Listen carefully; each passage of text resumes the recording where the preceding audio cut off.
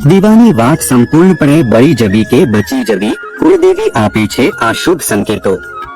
મિત્રો, તમારા મનમાં પણ આ સવાલ ચોક્કસ આવ્યો હશે કે દીવાની વાત સંપૂર્ણ રીતે બળી જવી કે બચી જવીનો શું અર્થ છે। મિત્રો, આજે અમે તમારા માટે ખૂબ જ મહત્વપૂર્ણ માહિતી લઈને આવ્યા છીએ। આજે આપણે દીવા સાથે જોડાયેલી કેટલીક એવી રહસ્યમય બાબતો વિશે જણાવીશું જે દીવો આપણે પૂજા કરતી વખતે અથવા તો ઘરના મંદિરમાં પ્રગટાવીએ છીએ।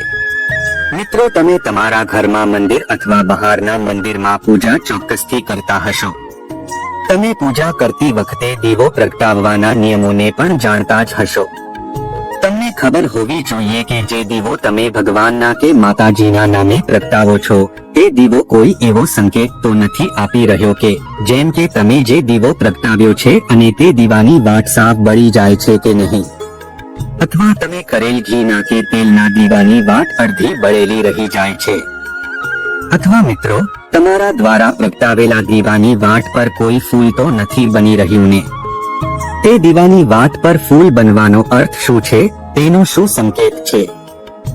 શું તમે જાણો છો કે દીવાની વાટનું સંપૂર્ણપણે બળી જવું કે બચી જવું એ કોઈ સંકેત દર્શાવે છે? શું આવા પ્રકારની ઘટના તમારા જીવનની બધી સમસ્યાઓ અને તકલીફો વિશે તો નથી સૂચવતી? શું તમે જે દીવો પ્રગટાવ્યો છે તે દીવાથી તો કોઈ સંબંધ તો નથી ને? શું તમે પહેલેથી જ સળગાવતા દીવો કોડિયામાં તો પ્રગટાવતા નથી, કે પછી વધેલા દીવાના ભેગી તો દીવો પ્રગટાવતા નથી?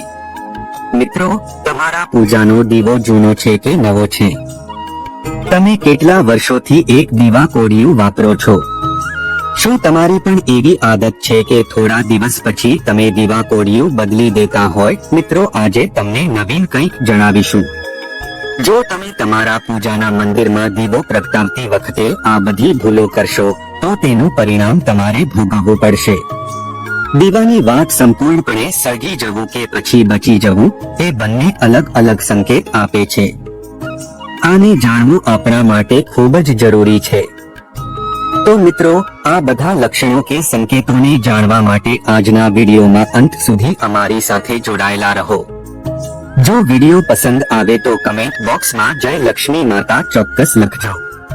વિડીયોને લાઈક, શેર સાથે ચેનલને સબસ્ક્રાઇબ કરીને માતાજીના ભક્તો હાજરી જરૂર આપજો।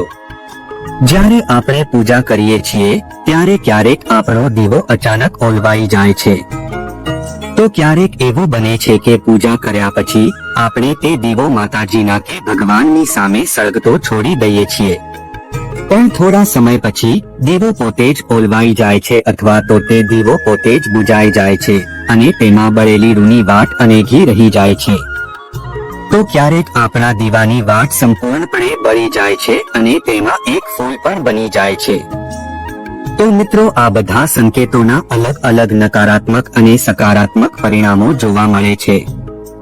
તો ચાલો મિત્રો, પહેલા એ જાણીએ કે જો આપણે પ્રગટાવેલા દીવામાં ફૂલ બની રહ્યું હોય તો તેનો અર્થ શું છે। વહાલા મિત્રો, જો આપણા દીવાની વાટમાં ફૂલ બની છે તો તેનો સીધો અર્થ એ છે કે માતાજીએ અને ભગવાને આપણી પ્રાર્થના સ્વીકારી છે અને તે આપણી પૂજાથી પ્રસન્ન છે। તેઓ વાટમાં બનેલા આ ફૂલ દ્વારા એ વાતનો સંકેત આપણને આપે છે। જો તમારા ઘરમાં દેવી શક્તિઓ હાજર હોય કે દેવી દેવતાઓનો વાસ હોય અને તમારી સાથે તેઓ પણ માતાજીની કે ભગવાનની પૂજામાં ધ્યાન કેન્દ્રિત કરે છે, તો તમારા ઘીના દીવામાં અથવા તેલના દીવામાં એક પ્રકાશ કરતા પણ વધુ વાટમાં ફૂલ બને છે। ક્યારેક તો જ્યોતિષમાં આપણે એને કોઈ ભગવાન કે દેવીનું સ્વરૂપ પણ દેખાવા લાગે છે। તો મિત્રો, જો તમારા દીવાની વાટમાં ફૂલ બની રહ્યું હોય તો તમે ખરેખર ખૂબ જ ભાગ્યશાળી છો। આ સાથે જ મિત્રો, તમારા દીવો પ્રગટાવવાના કેટલાક ખાસ નિયમ વિશે પણ જાણવું જોઈએ। જો તમે વાટને પહેલેથી જ પ્રગટાવેલા દીવામાં રાખો અને તેને પ્રગટાવો છો તો દુર્ભાગ્ય તમને ક્યારેય છોડતું નથી।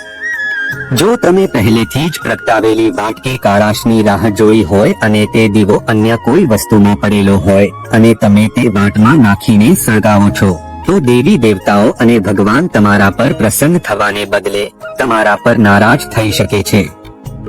તમને આનો ખૂબ જ ભયંકર પરિણામો જોવા મળે છે। તમારું કામ બગડવા લાગે છે તમારી તિજોરીમાં રહેલા પૈસા ખૂટવા લાગે છે અથવા તો કોઈ કારણ વિના પૈસા ઓછા થવા લાગે છે. તમને પૈસા મળવાના બધા રસ્તાઓ પણ બંધ થઈ જાય છે. તેથી મિત્રો, હંમેશા ધ્યાનમાં રાખો કે જ્યારે પણ તમે દીવો કરો છો ત્યારે હંમેશા સ્વચ્છ અને સાફ દીવો જ વાપરવો જોઈએ. મિત્રો, કેટલાક લોકોને દર થોડા દિવસ પછી દીવા કોડિયું બદલવાની આદત હોય છે. ગુરુજી કહે છે કે તમે જે દીવો વડે પૂજા કરો છો તેને ક્યારેય બદલવું જોઈએ નહીં. તમે તે દીવાને સિદ્ધ થવા દો. જ્યારે કોઈ પણ દેવી દેવતાઓની સામે, કુળદેવી માની સામે કે ભગવાનની સામે દીવો પ્રગટાવવામાં આવે છે ત્યારે તે દીપકમાં ભગવાનની સકારાત્મક ઉર્જા આવે છે. અને જ્યારે પણ તમે તે દીવો પ્રગટાવો છો તો તમારું શરીર એટલે કે તન અને મન બંને શુદ્ધ થઈ જાય છે. તેથી જ્યારે પણ તમે દીવો કરો ત્યારે દરરોજ તે દીવાને સાફ કરો અને પછી જ એ દીવો પ્રગટાવો. મિત્રો, જ્યારે પણ તમે દીવો પ્રગટાવો ત્યારે તે દીવાને સાફ કરો અને વાતને તે જ દીવામાં સળગાવો. અને આવો તમે જેટલી વાર દીવો કરો તેટલી વાર એટલે કે વારંવાર સાફ કરીને જ દીવો પ્રગટાવો. જો તમે જૂના દીવામાં વાતને રાખીને સળગાવો છો તો પણ તમારી પ્રગતિમાં અવરોધ, મુશ્કેલીઓ અથવા તો તકલીફો આવી શકે છે. તેથી તમારે તમારો દીવો ક્યારેય બદલવો જોઈએ નહીં. જો તમે સતત 10 વર્ષ કે 20 વર્ષ સુધી એક જ દીવામાં વાટ એટલે કે દિવેટ પ્રગટાવો છો તો તમારો દીવો સંપૂર્ણ રીતે સિદ્ધ થઈ જાય છે અથવા સિદ્ધ થઈ જશે અને તમે તે દીવાને ચમત્કાર પણ તમારી આંખોથી જોઈ શકશો. તમારા ઘરમાં પણ તેનો ચમત્કાર જોવા મળશે.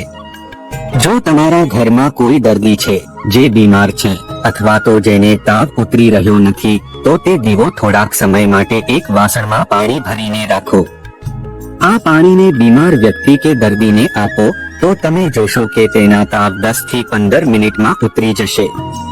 આ સિવાય જો તમારા ઘરમાં કોઈને નજર લાગી હોય કે તમારો ધંધો વ્યવસાય સારો નથી ચાલી રહ્યો તો તાંબાના વાસણમાં પાણી ભરીને તે દીવો પ્રગટાવી દો. બીજા દિવસે સવારે તમારા ઘરમાં અને દુકાનમાં આ પાણીનો છંટકાવ કરો. આમ કરવાથી તમારે તેનું સ્પષ્ટ પરિણામ કે ચમત્કાર જોઈ શકશો. કારણ કે જ્યારે આપણે એક જ વસ્તુનો પૂજામાં સતત ઉપયોગ કરીએ છીએ ત્યારે તે વસ્તુ સિદ્ધ અને પવિત્ર બની જાય છે. જો તમે તમારી પૂજામાં તેનો ઉપયોગ કરો છો તો તે વસ્તુમાં આપણે જે ઈષ્ટદેવી દેવતાઓને માનીએ છીએ કે કુળદેવીને માનીએ છીએ તેની દિવ્ય શક્તિ સમાઈ જાય છે. મિત્રો, ક્યારે પણ તમારા ઘરના મંદિરમાં અથવા કે મસ્તકમાં દીવો બદલવાની ભૂલ ના કરો. જો તમારા મંદિરનો દીવો ખરાબ થઈ ગયો હોય, ખંડિત થયો હોય અથવા તૂટી જાય તો જ તેને બદલી શકો છો.